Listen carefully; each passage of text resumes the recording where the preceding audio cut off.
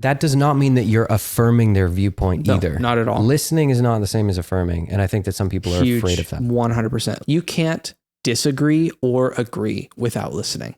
Assuming is not agreement. Right. Or disagreement. 'Cause I think it's good to get passionate about speaking truth towards bad ideas. Totally. But not so much towards bad people, because we all kind of suck. Yes. No, totally. Because I'm trying to think of practicing. Yeah. Where in areas where there could be different points of view legitimately. Say we're having that conversation. Yeah. Tears of the Kingdom is the greatest game ever made. No, it's not. Okay. So things to practice in this situation. Ask questions to get clarity. Interesting. What would you suggest is the best game? I would have to say Mass Effect 2. It's one of the best written games. It's got one of the best, storylines of all time. And that's what I prioritize personally is storytelling in video games. So okay, I can see that. So then we've got clarity. So just asking questions for clarity instead of reacting out of our impulses. Yeah. Because we have that. Because I even felt it when you said the wrong answer that Mass Effect was a better game, and of that like, I guess I should just not share my opinion. You can share your opinion and go, okay. Oh, well, I understand you better now. Said I prioritize gameplay mechanics, or I prefer sandbox games. So I can see why you would prioritize a story game versus a sandbox game. Yeah. So then you get clarity there. So I think that's really important, is instead of responding with a no, you're wrong, responding with an intent to understand. Like if you don't know what to say in a conversation, because people are happy to talk about themselves. Yes. As you just go, interesting, tell me more about that. But maybe it's about a big thing. Yeah. That's still a good way to start that. Still it's like a political debate or something where it's super contentious. Totally. You have a lot of preformed ideas of this is what's correct, capital C correct, and what's not.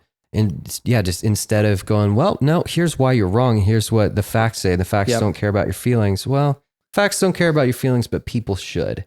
Totally. So that's exactly right. You are not a questions. fact. You are a human, and the other person's a human. I love that. That's great.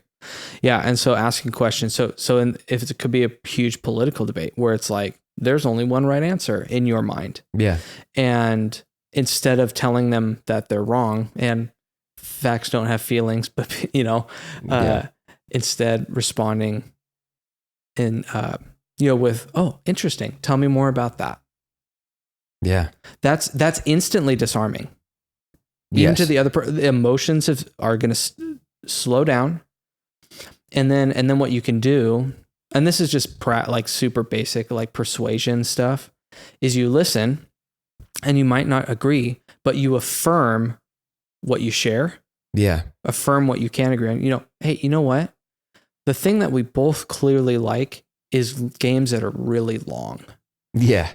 And whatever, and have really compelling main characters. Right. So you can agree on something. Because people don't care about how much conviction and passion you speak with if they don't think that you care about them as a person. That's right. So if you can establish that rapport and you've shown that you see them as another person instead of another idea. When you say, oh, you're proving that you listened well. Yeah. If you can go, you said this and I agree with that. Yeah. We share that. You're creating a bond and showing that you actually listened. You have proven that they were worth listening to.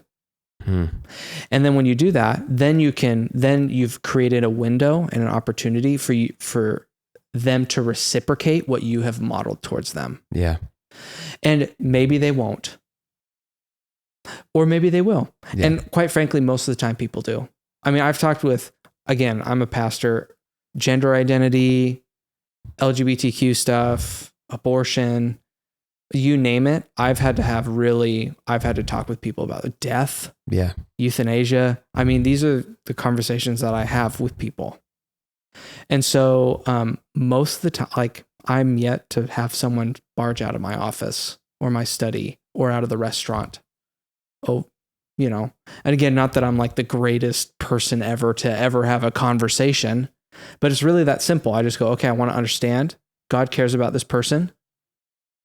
So I need to understand what God loves about this person and where they're coming from.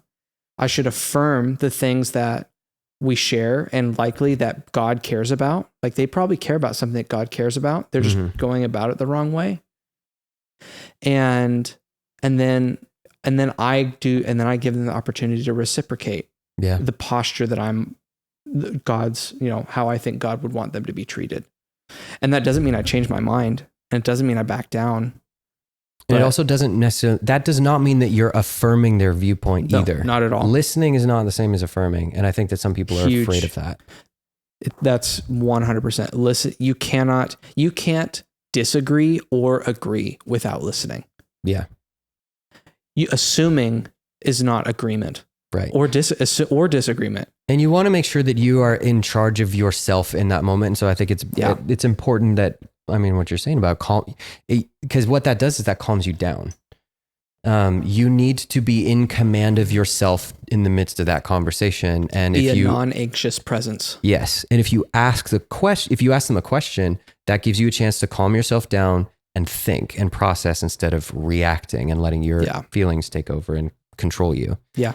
And that goes back to the beginning. Yeah. Are you, as a man, are you going to let this conversation be under the influence of the flesh or under the influence of the spirit? Yes.